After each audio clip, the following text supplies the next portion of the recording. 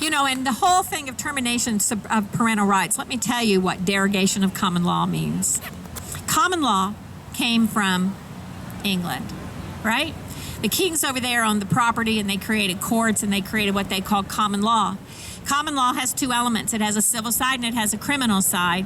So the criminal side is if I steal your shoes, or I steal your money, or I steal your horse or your donkey or your wagon, right? You can take me to criminal court and you can have me incarcerated. The civil side means that you take me to another court and you can get a dollar amount, right? So you can get a dollar amount for damages. And of course, the burden of proof is different. I've always felt like, why is the burden of proof different, right? The same thing as you're trying to prove a certain sort of facts, right? Should be the same. But you can be incarcerated. That's called common law.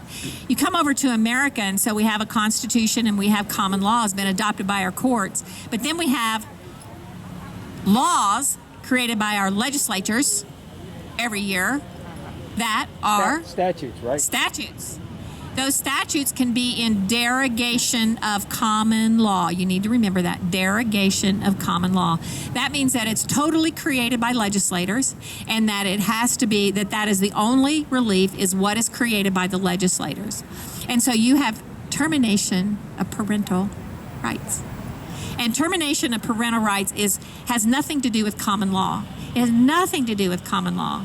Birth certificates were created by the state to be able to do an accounting of a census, basically, of who lives in where you live and who's responsible for this particular person. So the birth certificate was created by the state. The same thing with the marriage license. Now, I'm very conservative, and I upset a lot of people when I talk about this, but the whole gay marriage thing is just really a diversion, right? Because a state marriage certificate, all that is the state's ability to control your money. Right? You get a divorce, they can control your money. So it doesn't really matter to me who has a marriage certificate.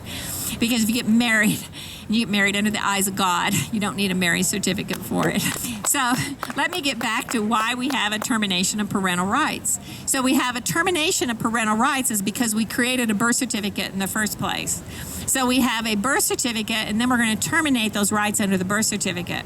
Very interesting. So we have a child who's born to two parents by a biological concept.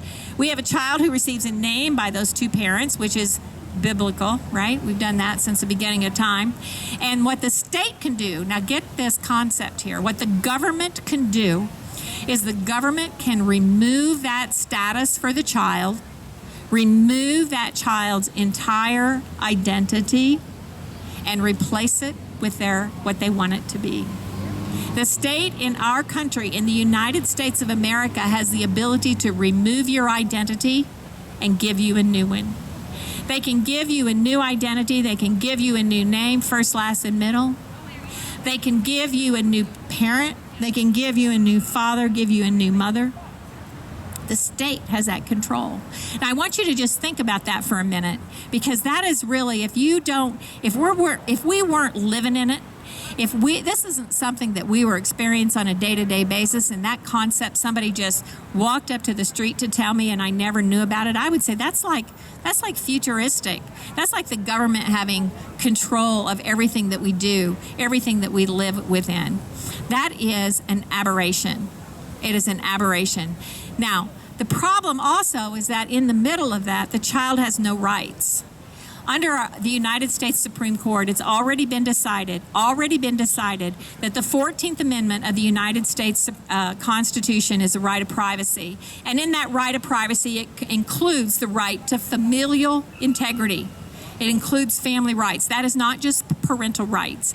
It is not just parental rights. And I want to say this for Senator Lindsey Graham, because Senator Lindsey Graham has an amendment out for parental rights. The constitutional right to family integrity is not just parental rights. It is the right of that child. Until we have a constitutional amendment that says that there is a right to family integrity for every man, woman, and child, we will get nowhere. Man, woman, and child. That's for you, Senator Lindsey Graham. Somebody send that to him, because he has right now this parental rights amendment. I don't know who's pushed it, who's gotten it out there. He tried it once before, it didn't go through, but it has to include family integrity. We have a duty as American citizens. We have been sleeping on our rights. We have to be vocal. We have to be heard. We have to be heard. Social media, the internet, YouTube, the most wonderful invention in the world, because people spend more time watching YouTube than they do cable TV. Yeah, let's hope so. So if you pass, share, deliver these messages to everybody you know, get this word out there so that people will bring this to the attention of the press. I have gotten stories put on the press. I'll tell you a couple short ones. I had a father who was divorced. He had 3 kids. Wife had main custody. He was visiting his kids, had a good relationship. He got a call one day from DCS. DCS says, if you don't come and get your kids right now, we're putting them in foster care. He was 2 hours away. He dropped everything, went and he picked up his kids. He brought his kids to his home. He had to get a bigger home. He was already married, had another child, and so he did everything they said. Everything they said. 6 months later, he walked into a courtroom, never got an attorney because he did everything they said. He walked into that courtroom. 6 months later, the judge says, if you don't take a drug test for me right now, your kids are going in foster care. And he says, but I've never been accused of using drugs. Judge says, you heard what I said. He goes, Your Honor, I'm not going to take your drug screen. I'll take a drug screen tomorrow morning, first time I can, but I'm not going to take yours. He says, your kids are going in foster care. He called me up. I'm going to make this story short, but I had the kids back within 45 days. In 45 days. All right, so my message to you, in 2018, we have multiple elections coming up. In every state that you live in, you need to go out and find out who your gubernatorial candidate's in, because the people who are governors are the people who pick the people who run the state agencies.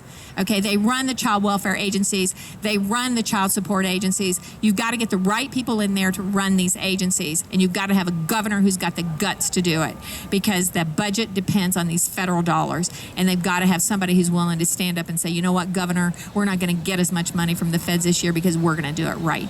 So you need to go out, find out who's running for governor, and you need to confront them with these issues, and you need to get the platform down and get it going so we can start making a change this year. Thank you.